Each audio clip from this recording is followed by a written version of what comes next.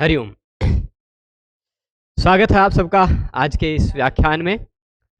लघु सिद्धांत कौमुदी के व्याख्यान के क्रम में अब तक हमने लघु सिद्धांत कौमुदी का प्रारंभ से लेकर नत्वा सरस्वतीम देवीम शुद्धाम गुण्याम करोम्यहम पाणिनीय प्रवेशाय लघु सिद्धांत कौमुदीम से शुरू करके अभी तक हमने पंचसंध्यंत भाग तक का अध्ययन कर लिया है।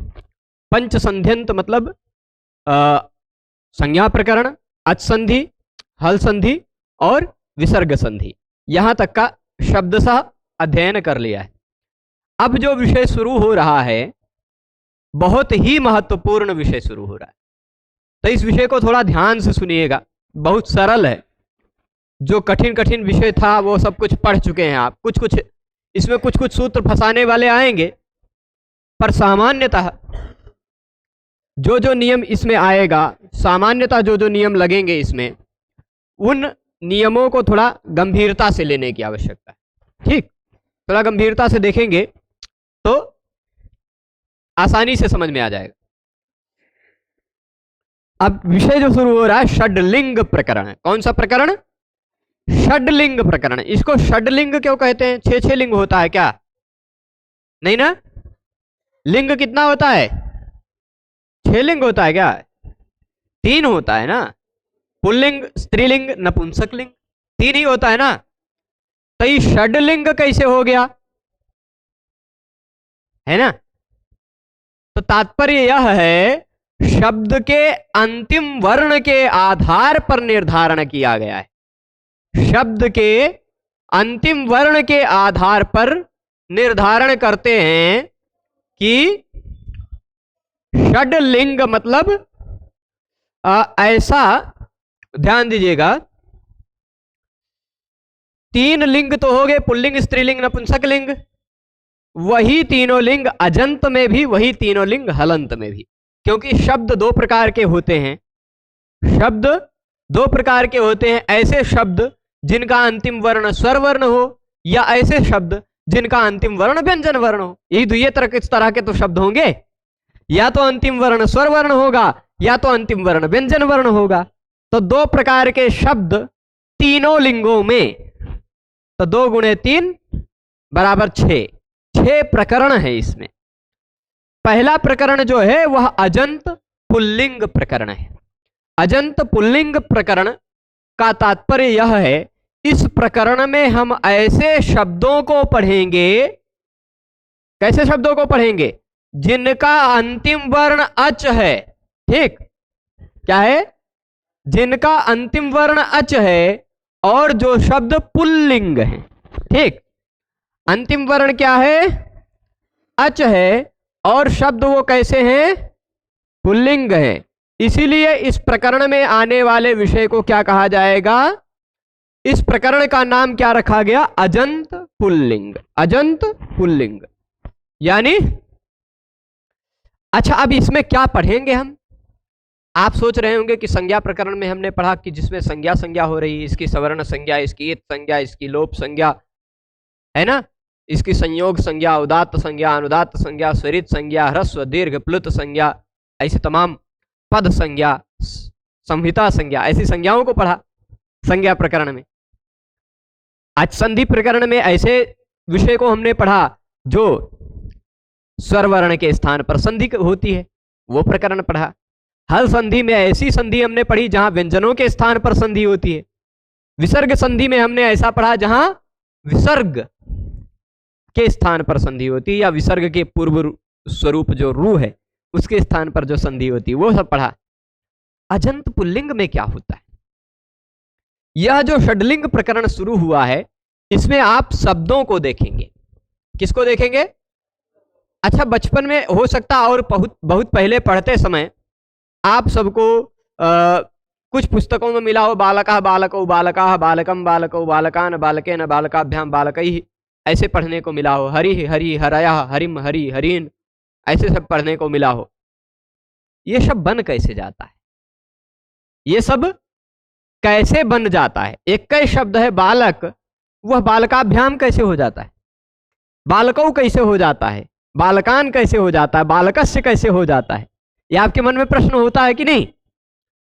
तो वो जो सभी शब्द बनते हैं ना, वही सभी शब्द बनाना आप सीखेंगे। वही सभी शब्द बनाना आप इस प्रकरण में सीखेंगे। इस प्रकरण में ऐसे शब्दों को सीखेंगे जिनका अंतिम वर्ण अच है। क्या है? जिनका अंतिम वर्ण अच है, ऐसे अजंत शब्दों को देखेंगे। और इसके बाद वह शब्द पुल्लिंग हो, अंतिम वर्ण से ही केवल मतलब मत रखिए, अंतिम वर्ण अच हो, साथ ही साथ वह शब्द पुल्लिंग भी हो, ऐसे शब्दों को देखेंगे। जैसे राम, हरि इत्यादि शब्दों को आप पढ़ेंगे इसे। फिर अगला प्रकरण आपको मिलेगा अजंत स्त्रीलिंग, जिसमें आपको अंतिम वर्ण स्वरवर्ण तो मिलेगा पर शब्द स्त्रीलिंग मिलेंगे सारे। अजंत नपुंसक लिंग पढ़ेंगे, अंतिम वर्ण स्वरवर्ण मिलेगा पर सारे शब्द नपुंसक लिंग मिलेंगे। ऐसे प्रकरणों के अनुसार फिर हलंत पुल्लिंग, हलंत स्त्रीलिंग और हलंत नपुंसक लिंग, इस तरह से 6 लिंग होगा षडलिंग में। ठीक है। अब इसमें कुछ भूमिका की बातें मैं आपको बता दूं तो ये पाठ आप लघु सिद्धांत कौमुदी को पढ़ने की दृष्टि से पढ़ रहे हैं तो भी बढ़िया महत्वपूर्ण है। यह पाठ आप शब्द रूपों को जानने की दृष्टि से पढ़ रहे हैं तो भी महत्वपूर्ण है। और यदि आप किसी परीक्षा के लिए पढ़ते हैं, नेट जेआरएफ या असिस्टेंट प्रोफेसर या किसी अन्य परीक्षा के लिए पढ़ रहे हैं, वहां भी शब्द रूप है, तो शब्द रूपों में गड़बड़ ना हो आपको, उसके लिए भी आप यह महत्वपूर्ण हो सकता है। तो सबसे पहले वो शब्द बनते कैसे हैं? सबसे पहले वो शब्द बनते कैसे हैं? राम का रामः रामो रामाः रामम रामो रामान इत्यादि कैसे हो जाता है? हरि का हरि हरि हरयः इत्यादि कैसे हो जाता है? उसको जानने के लिए कुछ शुरुआती सूत्र जानने पड़ेंगे। और उसको जानने के लिए आपको मैं अष्टाध्यायी की एक यात्रा करवाऊंगा। अष्टाध्यायी पुस्तक जिसके जिसके पास है निकाल लेगा। अष्टाध्यायी में तीसरे अध्याय का पहले पाद का पहला सूत्र निकाल लेंगे। कौन सा सूत्र? 3.1.1। यहां की लेखनी गायब हो गई, लेखनी नहीं मिल रही, मैं उंगली से लिखूं क्या?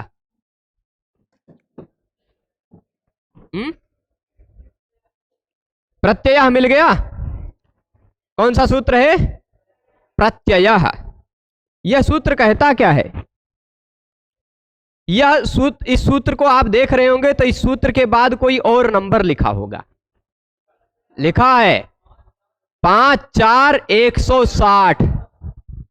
5 4 160 लिखा है। यानी कि आप ये ध्यान रख लीजिए 3.1.1 से लेकर 5.4.160 तक जितना विषय बताया गया है वह सभी विषय प्रत्यय है। समझ रहे हैं? क्योंकि प्रत्यय विषय कहां से शुरू हुआ, मैं उंगली से लिखना पड़ेगा। अब क्या करें? लेखनी जी गायब हो गए हैं, दिख नहीं रहे हैं यहां पर।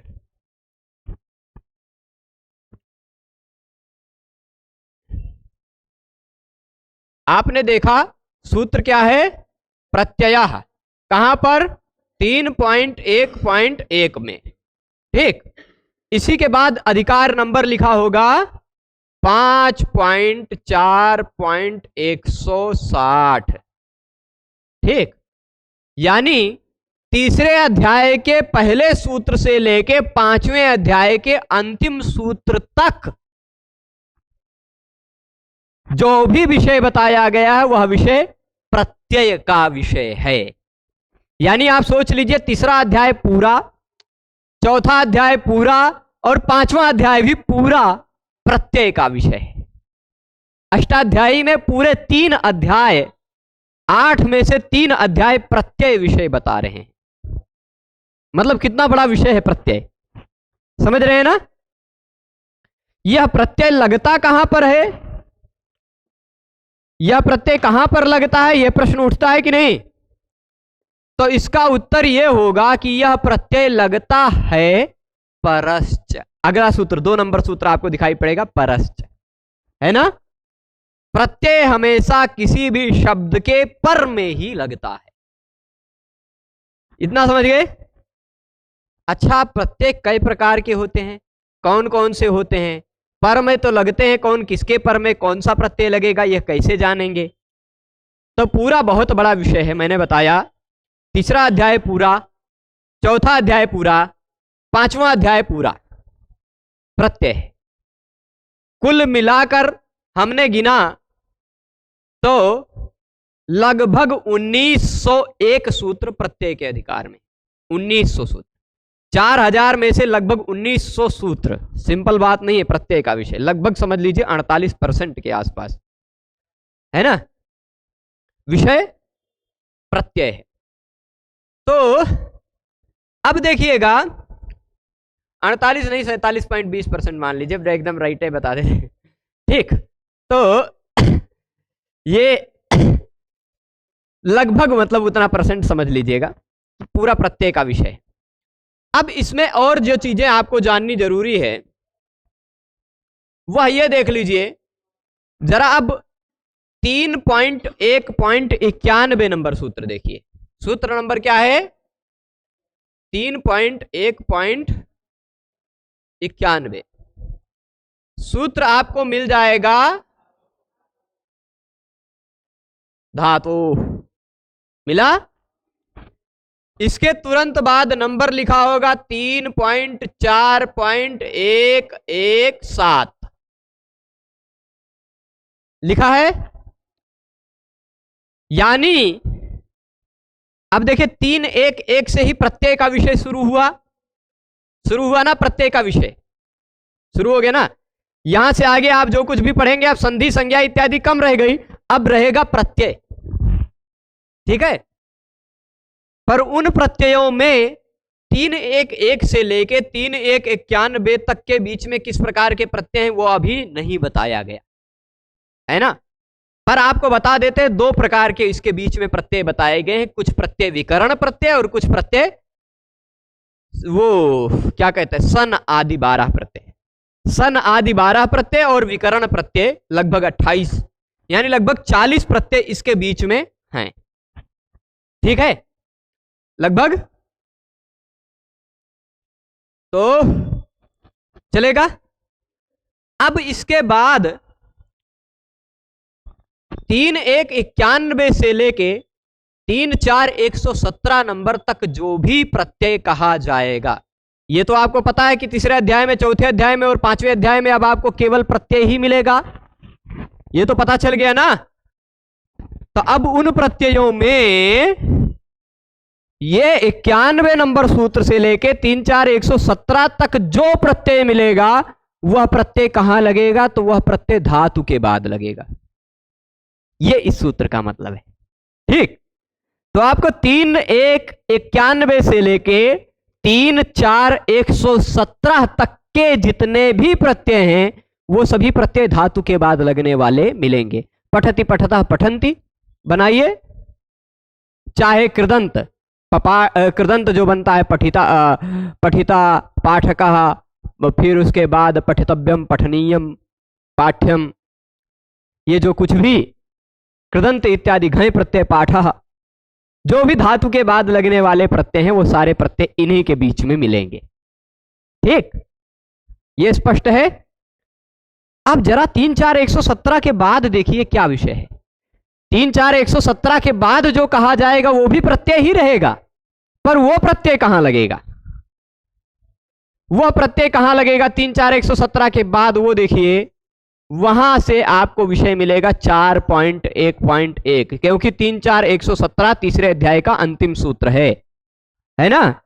उसी के बाद चौथे अध्याय का पहला सूत्र आपको मिल जाएगा ज्ञा प्रातिपदिकात। ये आगे यहां दिखाई पड़ रहा हो, अभी आगे मिलेगा अगले पेज में। ठीक, ज्ञा प्रातिपदिकात यानी चौथे अध्याय के पहले पाद के पहले सूत्र से 4.1.1, ये ध्यान रखिएगा। इस सूत्र से लेकर फिर देखिए वही वाला नंबर लिखा होगा 5.4.160 लिखा है ना। पांचवें अध्याय के अंतिम तक जितने भी प्रत्यय कहे गए हैं वह सभी के सभी प्रत्यय या तो गी के बाद लगेंगे या तो आप के बाद लगेंगे या तो प्रातिपदिक के बाद लगेंगे। अब क्या है गी, क्या है आप, क्या है प्रातिपदिक, यह तीनों आपको नहीं पता है, यह तीनों समझाना है। पर अभी खाली इतना ध्यान रखिए कि गी का मतलब होता है ऐसे शब्द, ऐसे स्त्रीलिंग शब्द जिनके अंत में ई आता हो, गौरी, नदी, पार्वती, शची इत्यादि, वो गी है। और आप का मतलब ऐसे स्त्रीलिंग शब्द जिनके अंत में आ दिखाई पड़ता हो, रमा, लता, दिव्या इत्यादि, ठीक, वह आप है। तो ज्ञाप का मतलब ई अंत वाले स्त्रीलिंग शब्द, गी का मतलब ई अंत वाले स्त्रीलिंग शब्द, आप का मतलब आ अंत वाले स्त्रीलिंग शब्द। और प्रातिपदिक का मतलब क्या है, वह आप इन और इस, इन दोनों सूत्रों से समझेंगे प्रातिपदिक का मतलब क्या है।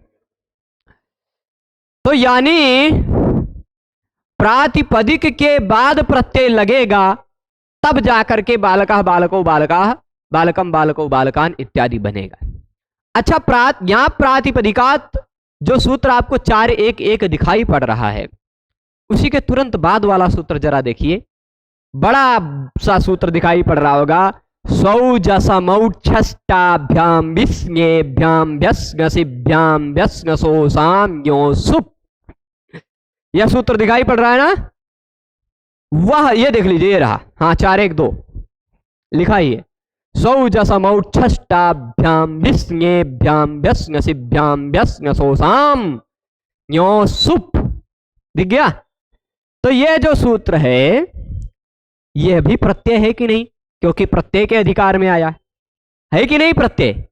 पर यह प्रत्यय कहां लगेगा, यह प्रत्यय धातु के बाद लगेगा क्या, नहीं, क्योंकि यह ज्ञाप प्रातिपदिकात के अधिकार में आ रहा है, यानी यह प्रातिपदिक के बाद लगेगा। यह प्रत्यय किसके बाद लगेगा, तो तात्पर्य इस सौजसमौच्छ सूत्र को तोड़ेंगे तो सौ में सु औ दिखाई पड़ेगा, जस, सु औ जस, अम आउट। देखिए मैं एक एक चलाता जा रहा हूं, थोड़ा सा मैं एक इसको ऊपर कर देता हूं, फिर एक बार दिखा देता हूं, देख लीजिए, सु औ जस अम आउट, दिख रहा है ना, शस 6 हो गए, टाभ्याम भिस तृतीया का हो गया, 3 9 हो गए, गे भ्याम भ्यस चतुर्थी का हो गया, है ना, ये 12 हो गए, गसी भ्याम भ्यस ये पंचमी का हो गया, 15 प्रत्यय हो गए, गस ओस, गस के बाद ओस दिखाई पड़ रहा होगा, और आम ये षष्ठी के 3 हो गए, मतलब 18 प्रत्यय हो गए, और गी ओस सुप, है ना, ये हो गए कुल मिलाकर 21 प्रत्यय। इन्हीं 21 प्रत्ययों को 3-3 में बांट दिया जाए तो 7 विभक्तियां हो जाती हैं। क्या भी हो जाती हैं, 21 प्रत्यय हैं, 21 प्रत्यय एक वचन, द्विवचन, बहुवचन, तीनों वचन है ना, 3-3 में भाग दे दिया जाए 21 को तो कितने विभक्ति हो जाएंगी, 7 विभक्ति। 7 विभक्तियों का एक वचन, द्विवचन, बहुवचन निकल आएगा। जैसे ये प्रथमा एक वचन, प्रथमा द्विवचन, प्रथमा बहुवचन, फिर द्वितीय एक वचन, द्वितीय द्विवचन, द्वितीय बहुवचन, तृतीय एक वचन, तृतीय द्विवचन, तृतीय बहुवचन, चतुर्थी एक वचन, चतुर्थी द्विवचन, चतुर्थी बहुवचन, ऐसे 21 प्रत्यय 7 विभक्तियों के सभी वचन निकल आएंगे इन्हीं 21 प्रत्ययों से। ठीक, तो तात्पर्य आपको यह समझना है, मतलब कि शब्दों के बाद, प्रातिपदिकों के बाद, प्रातिपदिक क्या है वो अभी बताया जाएगा, प्रातिपदिकों के बाद यही 21 प्रत्यय लगते हैं, तो यही 21 प्रत्यय लगते हैं तो क्या हो जाता है, सु औजस अम औटसस, यही 21 प्रत्यय लगकर बालका, बालको, बालका, हरि हरि हरया इत्यादि सभी रूप बनते हैं। अच्छा जरा यहां देखिए, यहां है सु और यहां अंतिम अक्षर है पा। सु से शुरू होने के कारण, पा से पर खत्म होने के कारण इन 21 प्रत्ययों को सुप प्रत्यय भी कहा जाता है। कैसा प्रत्यय, सुप प्रत्यय, सुप, ठीक है, सु से शुरू है, पा पर खत्म है। तो सभी प्रातिपदिकों के बाद यही 21 प्रत्यय लगकर 7 विभक्तियों में 21 शब्द रूप बनते हैं। 21 नहीं बनते, 24 बनते हैं। 24 कैसे बन जाएगा 21 प्रत्यय से, वो अभी आगे बताया जाए। ठीक है, क्योंकि सु औजस दो बार लगता है, प्रथमा में भी लगता है, संबोधन में भी लगता है। ठीक है, अब जरा आ जाते हैं इसके पहले सूत्र पर। पहले सूत्र को समझ लीजिएगा, पहले दूसरे को दोनों को बढ़िया से समझिएगा, उसके बाद और कुछ विषय आएगा। तो पहला दूसरा सूत्र आपको दिख रहा होगा।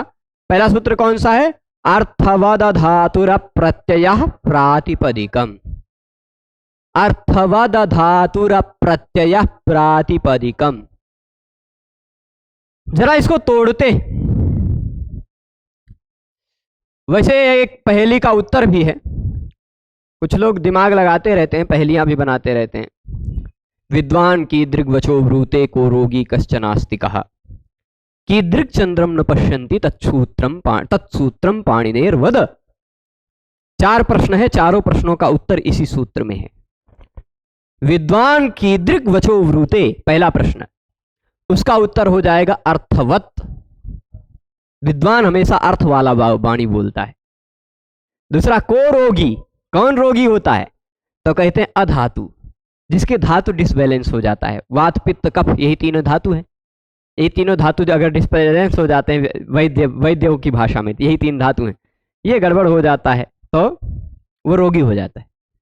और कश्चन नास्तिकः, कश्चन नास्तिकः, नास्तिक कौन है?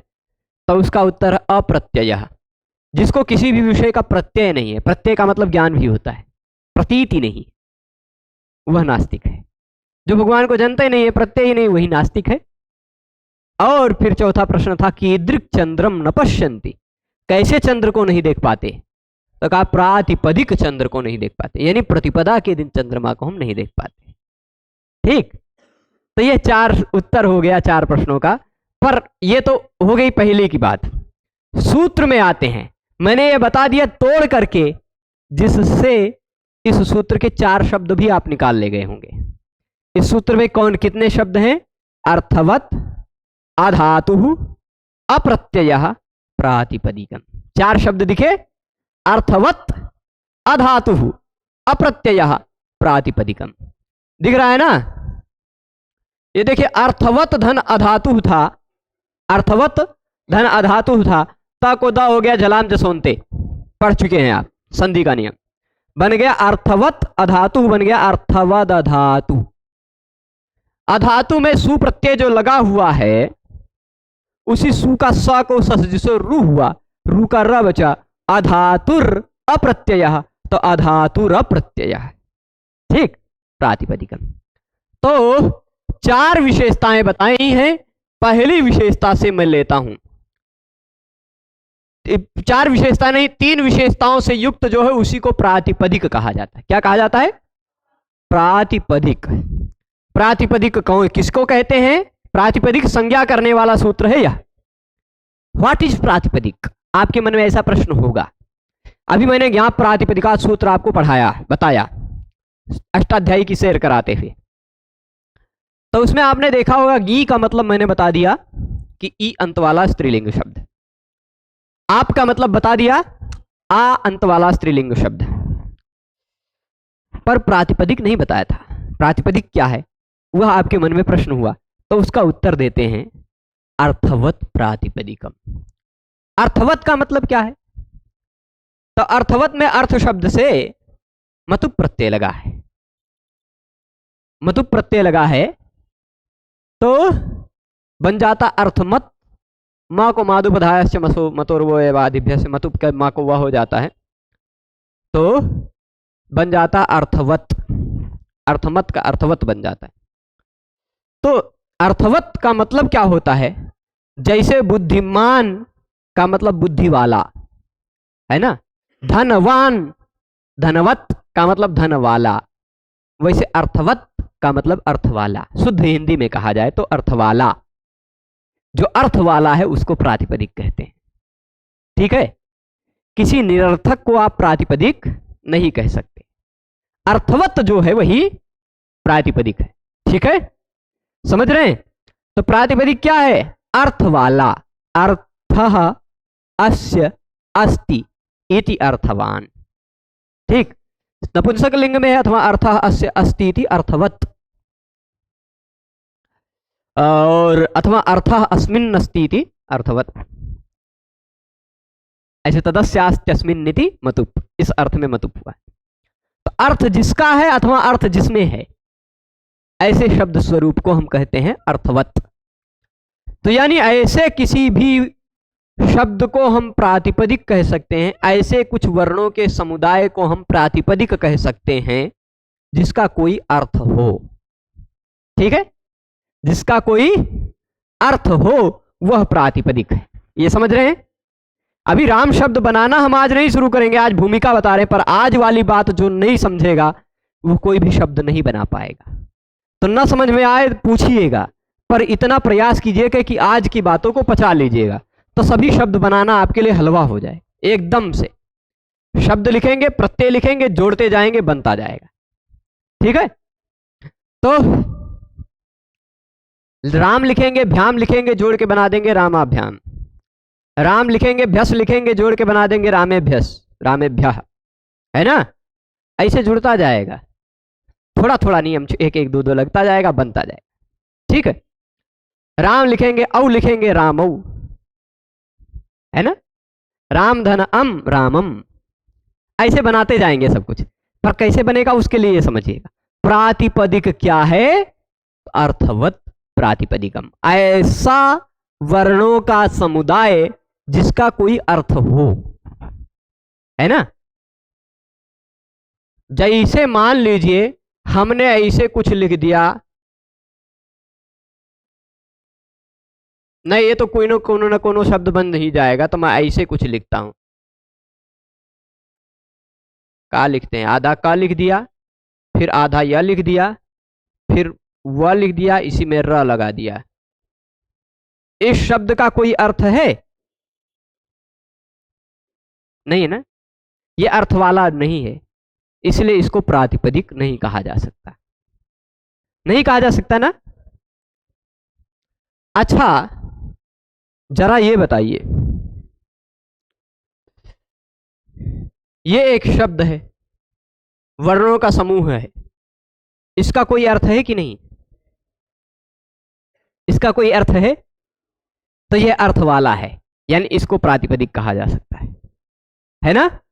जिसका कोई अर्थ हो उसको प्रातिपदिक कहा जा सकता है। उसको आपको इतने से पता चला, कितने से? अर्थवत प्रातिपदिकम से। यहां तक पता चल गया? तो जरा अब ये बताइए, अगर केवल इसमें अर्थवत तक ही रहता, इतना शब्द न कहा गया होता, तो दिक्कत क्या आती? चलिए, भू, इसका कोई अर्थ है कि नहीं? पठ, इसका कोई अर्थ है कि नहीं? खाद, गम, ये सब हमारा यही कमोय है, पढ़ना, खाना, जाना, होना, यही सब काम है, इसलिए यही सब धातु याद आते हैं। तो ये सब क्या है? इन सब का भी कोई ना कोई अर्थ है। भू का मतलब होना, पठ का मतलब पढ़ना, खाद का मतलब खाना, होता है कि नहीं? तो इन सब का भी कोई अर्थ है। क्या ये सब भी प्रातिपदिक हैं? प्रश्न हुआ कि नहीं? क्या ये सब भी प्रातिपदिक हैं? यदि सूत्र के हिसाब से कहा जाता जो अर्थ वाला है वह प्रातिपदिक है, तो ये सब भी प्रातिपदिक होने लग जाते। पर सूत्र में इसीलिए एक शब्द और जोड़ा गया, अधातु। अर्थ वाला तो हो पर वो धातु ना हो। ये सब तो धातु हैं। धातु कौन है आपको कैसे पता चला? तो आप इससे पहले अचसंधि प्रकरण में ही भूआदयो धातु पढ़ चुके हैं, उपसर्गादृति धातु सूत्र से पहले पढ़े हैं ना, कि भू इत्यादि जिनका अर्थ कोई क्रिया हो, कोई व्यापार हो, वह कोई प्रोसेस हो, तो वह क्या कहलाता है? धातु कहलाता है। तो ये तो धातु है ना, इसलिए ये सब प्रातिपदिक नहीं है। यदि इस सबको भी प्रातिपदिक बनाने लग जाते तो भू भुवो भुआ, भुवम भुवो भुआ, ऐसा सब रूप बनाने लग जाते आप मजबूरी में, है ना? पठा पठो पठा, रामा राम, ऐसे सब रूप बनता, मजबूरी में बनता। यदि प्रातिपदिक संज्ञा होती तो इसकी धातु संज्ञा हुई है, यानी इसके बाद इसको धातु कहा जाता है। इसके बाद कौन सा प्रत्यय लगेगा? जो धातु के अधिकार में कहे गए हैं, तिप्तस जी इत्यादि प्रत्यय, पठति पठता पठंती इत्यादि बनेगा, खादति खादता खादंती इत्यादि बनेगा, भवति भवता भवंती इत्यादि बनेगा। इन सब के बाद धातु के अधिकार वाले प्रत्यय लगेंगे, क्योंकि ये सब धातु हैं, इन सबको प्रातिपदिक नहीं कहा जा सकता। यानी जो अर्थ वाला हो पर धातु न हो वह प्रातिपदिक है। अधातु शब्द से भी समझ गए, अर्थवत अधातु तक समझ गए, अर्थवत अधातु प्रातिपदिकम। जो अर्थ वाला हो पर धातु ना हो वह प्रातिपदिक है। ठीक है, अब जरा ये बताइए, एक ये रहा तव्यत, एक ये लिख लेते हैं सन, ये सब प्रत्यय हैं। ठीक, तव्यत प्रत्यय होता है, इस तव्यत प्रत्यय का अर्थ होता है भाव अर्थ में या कर्म अर्थ में, यह प्रत्यय का प्रयोग होता है। किस अर्थ में? भाव अर्थ में या कर्म अर्थ में। यानी इस प्रत्यय का कोई ना कोई अर्थ है कि नहीं। तव्यत का अर्थ चाहिए भी होता है, पठितव्यम पढ़ना चाहिए, गंतव्यम जाना चाहिए, होता है कि नहीं। तो इस प्रत्यय का अर्थ है कि नहीं। सन, सन प्रत्यय का अर्थ होता है इच्छा। जैसे पठ धातु का अर्थ होता है पढ़ना, पर पठ धातु से सन प्रत्यय लगा देंगे तो पढ़ने की इच्छा अर्थ हो जाएगा, कि पठीशा पढ़ने की इच्छा बन जाएगी सन प्रत्यय लगकर, है ना। तो सभी प्रत्ययों का भी कुछ ना कुछ अर्थ होता है। अब सन, तव्यत इत्यादि जो प्रत्यय हैं व्याकरण शास्त्र में बताए गए, उन सारे प्रत्ययों का भी कोई ना कोई अर्थ होता है। अर्थ वाले हैं कि नहीं ये सब, है ना। धातु से भिन्न भी है, तव्यत कोई धातु नहीं है, सन कोई धातु नहीं है, ये तो प्रत्यय है। तो अर्थ वाला है, धातु भी नहीं है, क्या इसको भी प्रत्यय प्रातिपदिक कहा जा सकता है? नहीं ना। क्यों? क्योंकि कहा गया अप्रत्ययः, जो प्रत्यय भी ना हो उसी को प्रातिपदिक कहा जा सकता है। तो ये सब तो प्रत्यय हैं, इसलिए इनको प्रातिपदिक नहीं कहा जा सकता। अच्छा, ये सब प्रत्यय हैं, ऐसा कैसे आपको पता चला? क्योंकि ये सब अष्टाध्यायी में उस प्रकरण में कहे गए हैं जहां पर प्रत्ययों का वर्णन है ना। 3.1.1 से 5.4.60 के बीच में ये सब कहे गए हैं। आप सन देख लीजिए, 3.1.5 पर दिखाई पड़ जाएगा, गुप्तिचकिद्भ्यः सन दिख जाएगा, सन वहां पर दिखाई पड़ जाएगा। 3.1.94 या 95 पर देख लीजिए, तव्यत दिखाई पड़ जाएगा, दिखाई पड़ रहा है 3.1.94 या 95,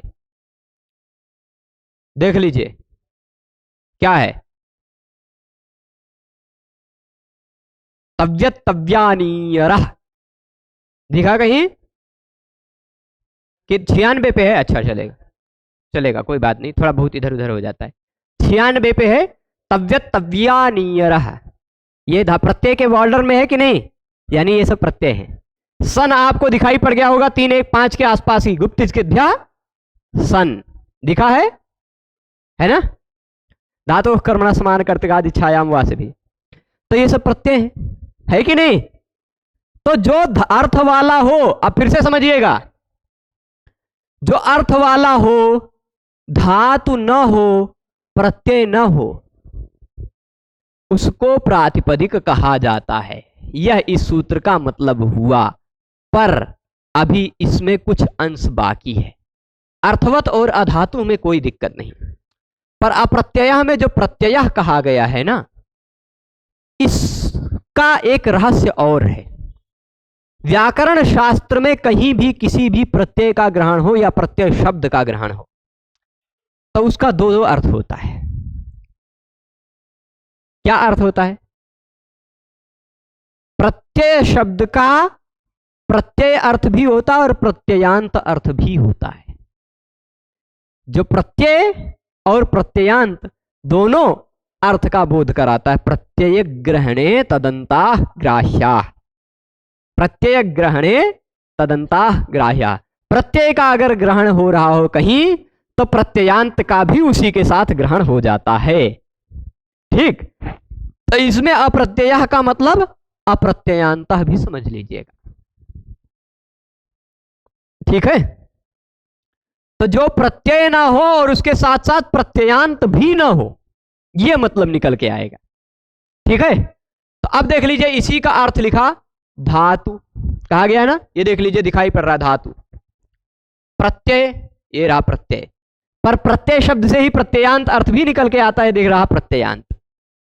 तो धातु प्रत्यय और प्रत्ययांत को छोड़कर, अधातु अप्रत्यय कहा है ना, तो धातु प्रत्यय और प्रत्ययांत को छोड़कर जो अर्थ वाला शब्द का स्वरूप है उसको प्रातिपदिक कहा जाता है।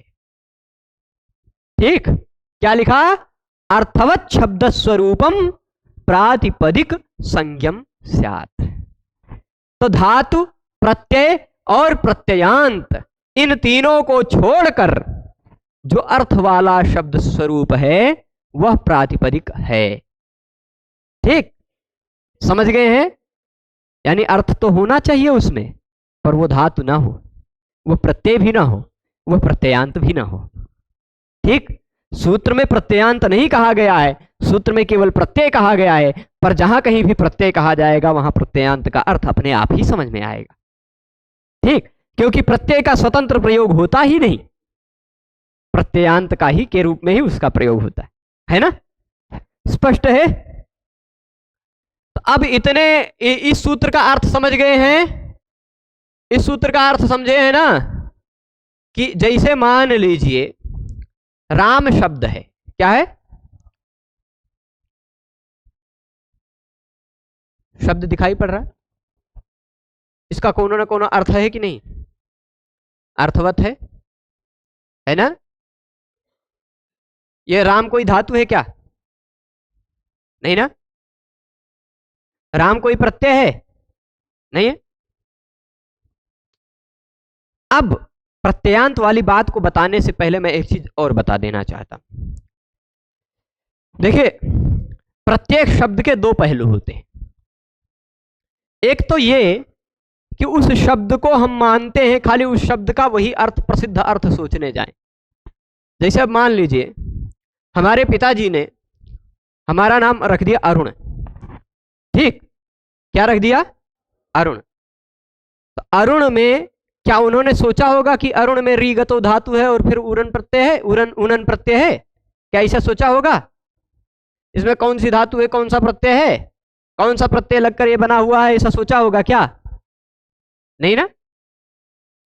तो फिर भी उनको पता है कि अरुण शब्द का अर्थ ये व्यक्ति है ना, अरुण शब्द का अर्थ ये व्यक्ति है, ऐसा उनको पता है ना।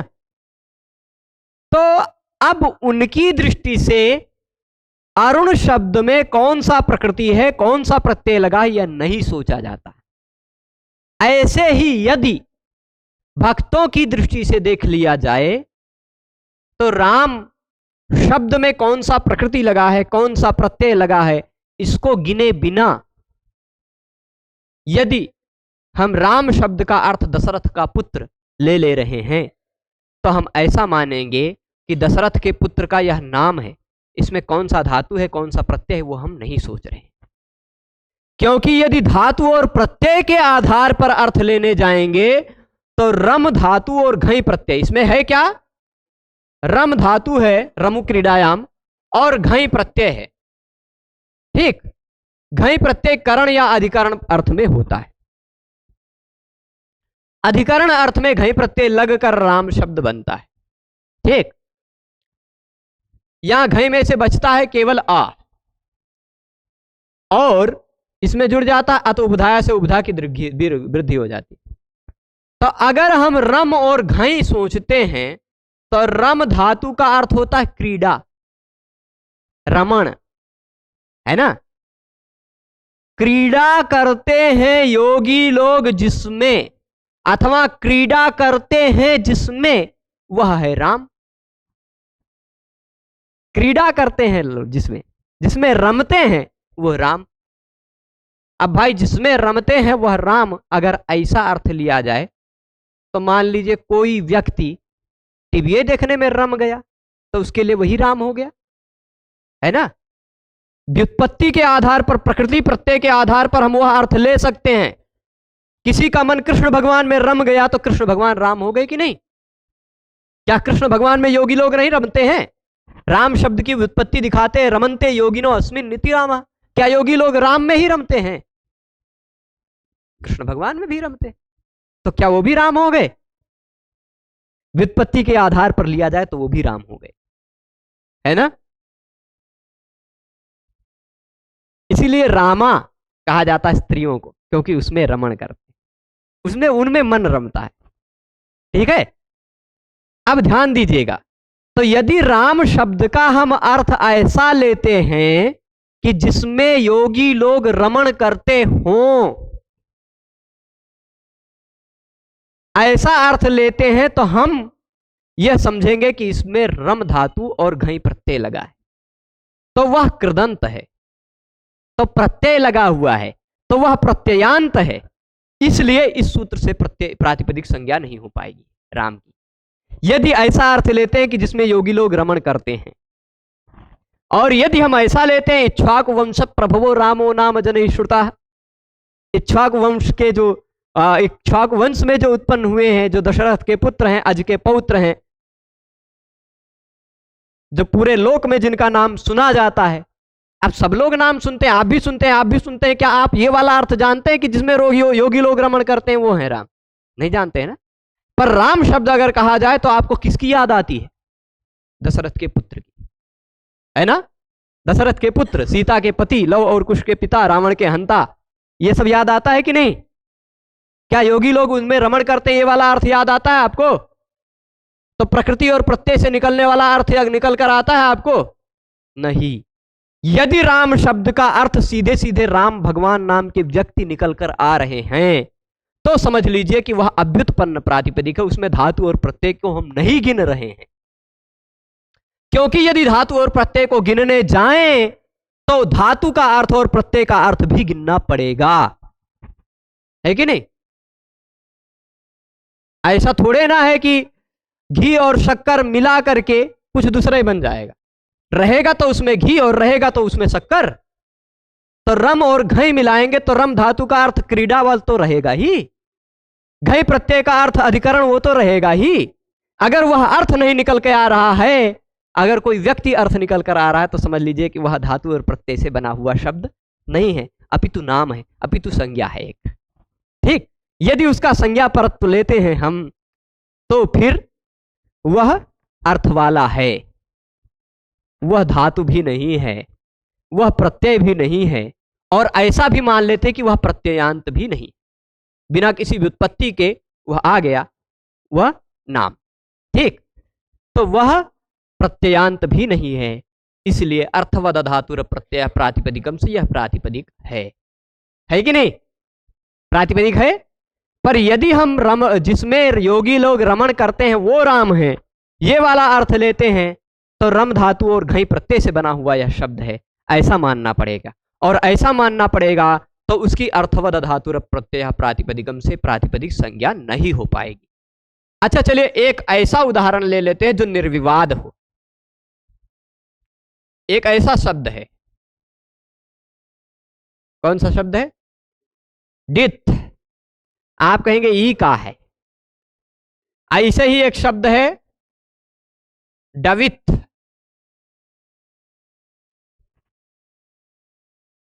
इसमें कौन सा धातु है, कौन सा प्रत्यय, ये नहीं जानते कोई, क्योंकि अव्युत्पन्न है, कोई व्युत्पत्ति नहीं है, बस खाली लकड़ी की हाथी बनाई गई।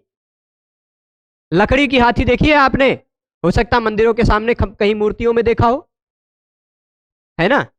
हो सकता है खिलौना देखा हो, लखनऊ में हमारा जो कमरा है वहां पर गेट के सामने रखा हुआ है।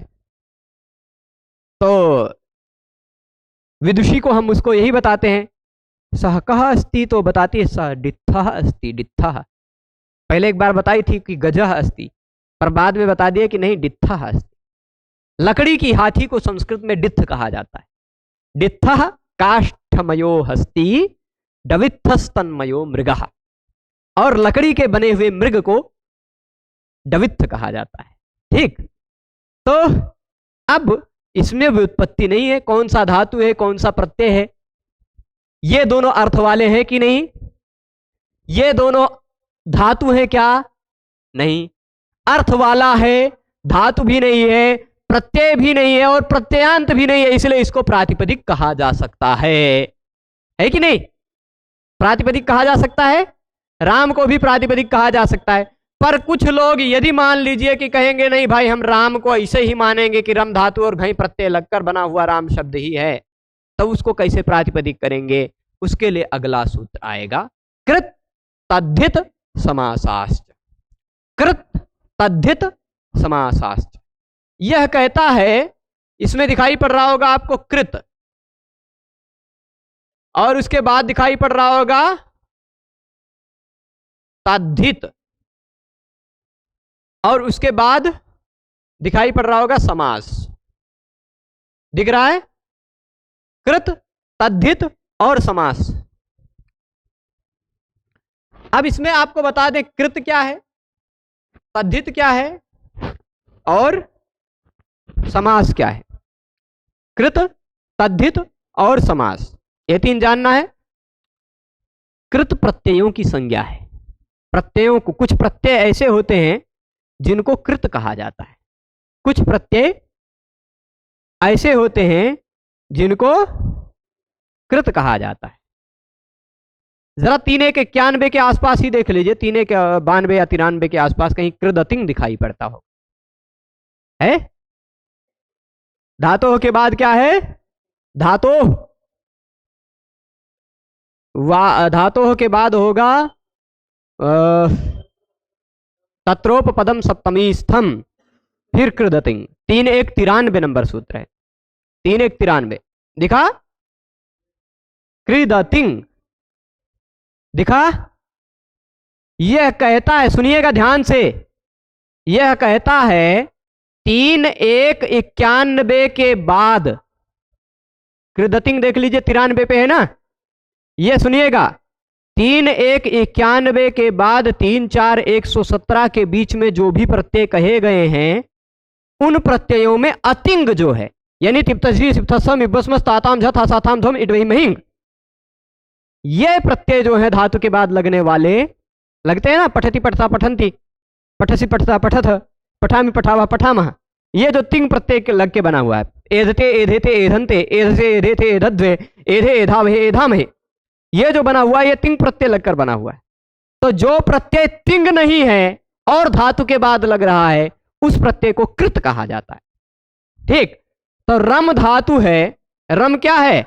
धातु है, उसके बाद प्रत्यय लगा है घाय, धातु के बाद लग रहा है यह प्रत्यय और तिंग प्रत्यय भी नहीं है, तो कृदतिंग के आधार पर इसको कहा जा सकता है कृत। ये कैसा प्रत्यय है? कृत। ठीक है, तो कृत का मतलब क्या होगा? कृत का मतलब होगा कृदंत। तद्धित का मतलब क्या होगा? तद्धितांत। अब चल जरा तद्धित भी आपको दिखा देते हैं कहां है। 4176 नंबर सूत्र निकाल लीजिए, 4176। तद्धिता मिल गया, 4176 पे मिला ना, वही मिला। कभी कभी इधर उधर एक आध नंबर हो जाता है, पर तद्धिता मिला। वहां उसके बाद भी आप देख लीजिए 54160 नंबर लिखा होगा, अधिकार में लिखा है। यानी 4176 से लेकर के 54160 तक जितने भी प्रत्यय कहे गए वो सारे प्रत्यय तद्धित प्रत्यय हैं। कैसे प्रत्यय हैं? तद्धित प्रत्यय। धातु के बाद लगने वाले, देखिए मैं कृत भी बता देता हूं। कृत का मतलब क्या? धातु के बाद लगने वाले टिप तस झी इत्यादि 18 प्रत्ययों से भिन्न जितने भी प्रत्यय हैं उन प्रत्ययों को तिंग कहा जाता है, कृत कहा जाता है। धातु के बाद लगने वाले तिंग प्रत्ययों से भिन्न प्रत्ययों को कृत प्रत्यय कहा जाता है। ठीक, और प्रातिपदिक के बाद लगने, क्योंकि चौथे अध्याय में है ये तद्धिता, चौथे अध्याय में है ना, प्रातिपदिक के बाद लगने वाले सुप प्रत्यय और स्त्री प्रत्यय से भिन्न जो प्रत्यय हैं उन प्रत्ययों को तद्धित प्रत्यय कहा जाता है। ठीक, 54176 से लेकर के 54160 तक के बहुत सारे प्रत्यय, सबसे ज्यादा प्रत्यय तद्धित प्रत्यय के अंतर्गत आते हैं। ठीक, 250 के आसपास प्रत्यय हैं तद्धित। अब ये कृत प्रत्यय तथा तद्धित प्रत्यय लगकर बने हुए जो शब्द हैं, अब मान लीजिए राम कैसे बना है, ये रहा कृत प्रत्यय है ना, कृदंत प्रत्यय जिसको कहते हैं, उस कृत प्रत्यय लगकर बना हुआ शब्द है यह। अगर रमन्ते योगिनः अस्मिन्निति रामः ऐसा अर्थ लेते हैं तो कृत प्रत्यय लगकर बना हुआ यह शब्द है। या तद्धित प्रत्यय, दशरथस्य अपत्यम पुमान दासरथी है ना, राघवः रघोर अपत्यम है ना, रघु के वंश में रघोर गोत्रापत्यम राघव, ऐसे सब प्रत्यय लगता है। तो जो प्रत्यय कृत प्रत्यय और तद्धित प्रत्यय में अंतर इतना है कि कृत प्रत्यय धातु के बाद लगता है और तद्धित प्रत्यय प्रातिपदिक के बाद लगता है। ठीक है, राघव रघु के बाद लग रहा है ना, कि फिर ऐसे ही केशव केश शब्द के बाद लग रहा है, केश कोई धातु नहीं है। तो जो प्रत्यय धातु के बाद नहीं अपितु किसी प्रातिपदिक किसी शब्द के बाद लगकर बन रहा हो वो प्रत्यय तद्धित प्रत्यय है। ठीक है, तो कृत प्रत्यय और तद्धित प्रत्यय लगकर बने हुए शब्द भी प्रातिपदिक हैं और समास होकर बने हुए शब्द भी प्रातिपदिक हैं। ये इस सूत्र का मतलब है।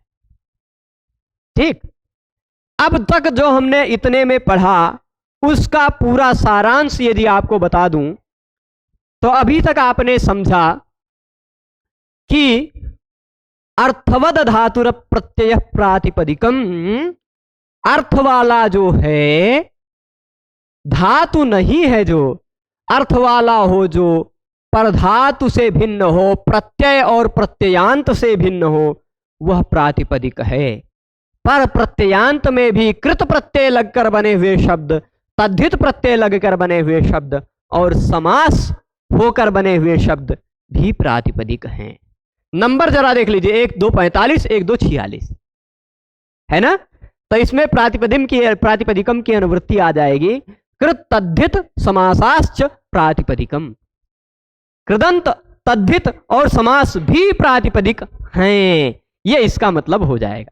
कृदंत तद्धितांत और समास, समास कोई प्रत्यय नहीं होता इसलिए समासांत अर्थ नहीं लिया जाएगा। कृत और तद्धित प्रत्यय हैं इसलिए कृदंत और तद्धितांत ऐसा अर्थ लिया जाएगा। जहां प्रत्यय होगा वहां प्रत्ययांत अर्थ लिया जाएगा, है ना। तो कृत का मतलब कृदंत, तद्धित का मतलब तद्धितांत और समास का मतलब समास, समासांत नहीं लिया जाएगा। समास का मतलब समास, क्योंकि समास कोई प्रत्यय नहीं है, जहां प्रत्यय होता वहीं तदंत लिया जाता है। प्रत्यय ग्रहणे तदंताग्राह्य, समास कोई प्रत्यय नहीं है। ठीक है, इसका वृत्ति अर्थ समझ लीजिए, कृत तद्धितांतौ समासाश्च तथा स्युः। देख लीजिए, कृत तद्धितांतौ, कृत और तद्धित जिसके अंत में हो ऐसे शब्द, कृत और तद्धित जिनके अंत में हो ऐसे शब्द और समास लगकर बने हुए शब्द भी वैसे ही होते हैं। वैसे ही होते हैं मतलब प्रातिपदिक ही होते हैं। जो पिछले सूत्र में कहा गया वही बातें यहां भी कह रहे हैं। ठीक, तो क्या क्या समझे आप कि अर्थ वाला हो, धातु ना हो, प्रत्यय ना हो, प्रत्ययांत ना हो, धातु ना हो, प्रत्यय ना हो, प्रत्ययांत ना हो, ऐसा अर्थ वाला शब्द प्रातिपदिक है। कृदंत तद्धितांत और समास भी प्रातिपदिक है। ठीक, चलिए प्रातिपदिक क्या होए यह आपको पता चल गया। पूरे व्याकरण में खाली यही 2 सूत्र प्रातिपदिक संज्ञा करने वाले हैं। क्या होता है प्रातिपदिक, समझ गए सभी? सभी समझे हैं ना। तो अब जरा 4-1-2 नंबर सूत्र से पहले 4-1-2 नंबर सूत्र से पहले 4-1-1 नंबर सूत्र देख लीजिए। 4-1-1 नंबर सूत्र, ज्ञा प्रातिपदिकात, यह 5-4-160 तक इसका अधिकार जा रहा है। वह कहता है कि इस चौथे अध्याय के पहले सूत्र के बाद जो कोई भी प्रत्यय कहा जाएगा वह प्रत्यय या तो गी के बाद लगेगा, या तो आप के बाद लगेगा, या तो प्रातिपदिक के बाद लगेगा। अब प्रातिपदिक क्या है ये समझ गए हैं ना। तो यह भी प्रत्यय वही कहा गया है, चौथे अध्याय के पहले सूत्र के बाद कहा गया है ना। तो यानी ये भी प्रत्यय या तो गी के बाद लगेगा, या तो आप के बाद लगेगा, या तो प्रातिपदिक के बाद लगेगा। अब ये प्रत्यय कितने हैं, तो इस सूत्र में खाली ये टेढ़ा मेढ़ा सूत्र दिखाई पड़ रहा है, इसको ऐसे पढ़ेंगे, सौ जासा मऊ छस टाभ्याम भिस, गेभ्याम भ्यस, ngसिभ्याम भ्यस, ngसो साम्यो सुप। ठीक, इस तरह इस सूत्र को पढ़ेंगे। इस सूत्र को कल हम बढ़िया से तोड़ेंगे, और वैसे भी तोड़ने की जरूरत नहीं है। आप जरा लघु सिद्धांत कौमुदी में इसकी वृत्ति में देखिएगा, सौजस तोड़ेंगे तो सु औजस, ये देखिए तोड़कर लिखा है ना। इसी को फिर इसके बाद अम आउट सस, स को स छोटी से छ हो गया था, है ना। तो यहां देख लीजिए ध्यान से, इनमें से इन ये इस सूत्र में मैं खाली संक्षिप्त में बता दूं तो इस सूत्र में 21 प्रत्यय कहे गए हैं। क्या कहे गए हैं? 21 प्रत्यय। कौन कौन से? सु औजस, अम औटसस, टाभ्याम भीस, गेभ्याम भ्यस, घसीभ्याम भ्यस, गस ओस आम, गी ओस सुप।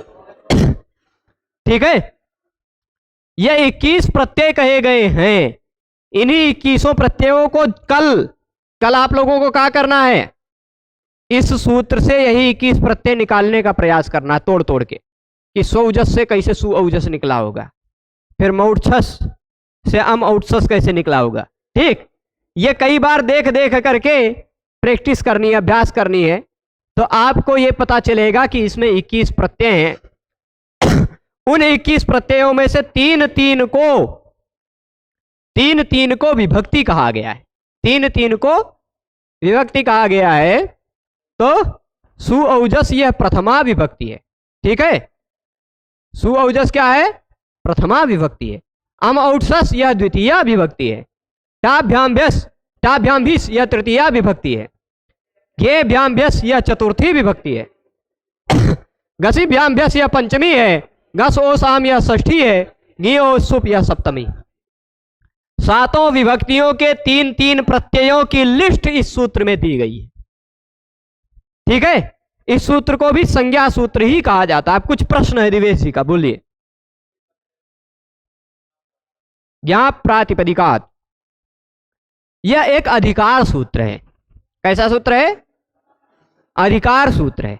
जरा देखिए बॉर्डर लिखा हुआ है कि नहीं। मैंने बताया पूरा बॉर्डर को, यदि ध्यान दीजिएगा मैं यहां लिख देता हूं, यहां लिख देता हूं, ध्यान से देखिएगा। देखिए इसको कर देते हैं फुल। यहां दिख रहा होगा 3.1.1 से, देखिएगा 4.1.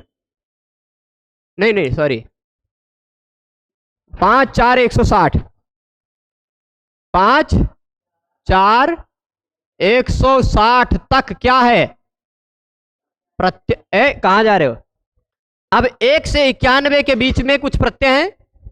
देख लीजिए पूरा मैं अष्टाध्यायी का 3रे अध्याय से लेके 5वें अध्याय तक 3.1.1 से लेकर उसी चरण में 90 नंबर सूत्र तक, 90 नंबर सूत्र तक जो प्रत्यय हैं वो प्रत्यय कैसे हैं?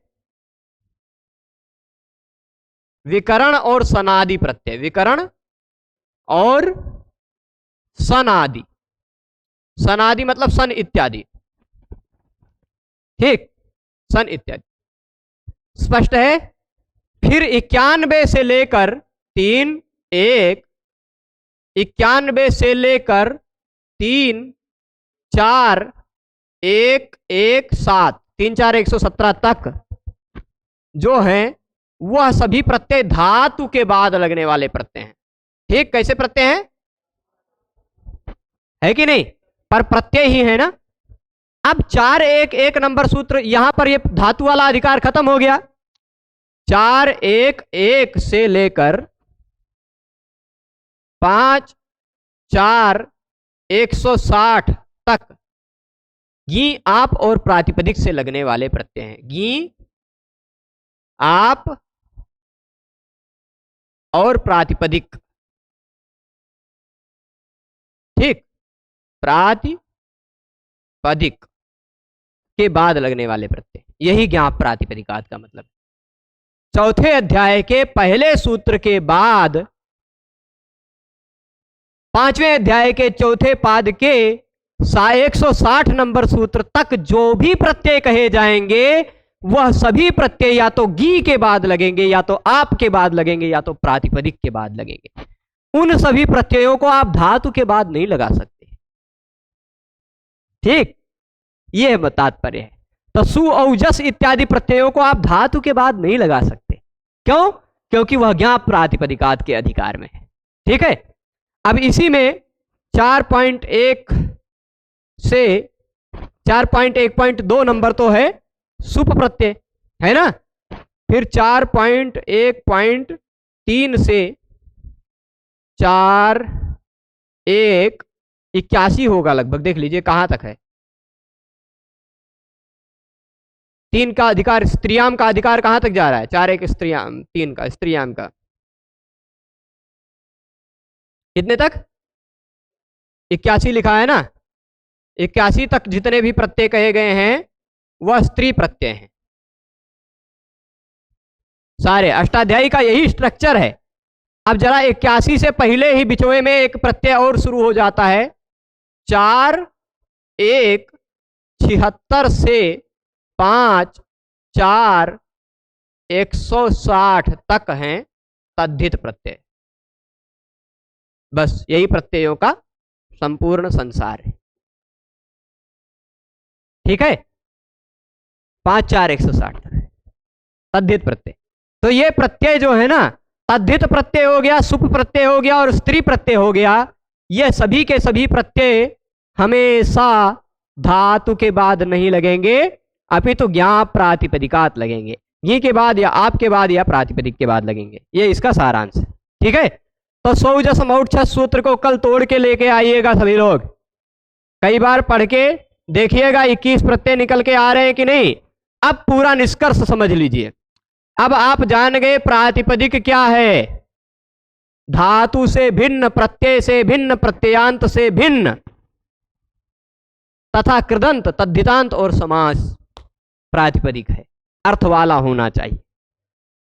अब जो 21 प्रत्यय सौजस मौढ़ षष्ठाभ्याम विस्मयभ्याम भ्यस इत्यादि सूत्र में है, वही 21 प्रत्यय सभी शब्दों से जोड़ना है। चाहे राम हो, चाहे हरि हो, चाहे जो हो, चाहे जो प्रातिपदिक हो, वही 21 प्रत्यय सभी शब्दों से जोड़ते जाएंगे और शब्द रूप बनते जाएंगे। राम से सु जोड़ेंगे बनेगा रामः, राम से औ जोड़ेंगे बनेगा रामो, राम से जस जोड़ेंगे बनेगा रामाह, राम से अम जोड़ेंगे बनेगा रामम। ऐसे बनता जाएगा। ठीक है, स्पष्ट है। तो ऐसे सब एक एक प्रत्यय यही जो जोड़ते जाएंगे और शब्द रूप बनते जाएंगे, उनको कल देखेंगे। आज यहीं रोकते हैं। सभी लोग जुड़े रहे उसके लिए बहुत बहुत धन्यवाद। नमो नमः।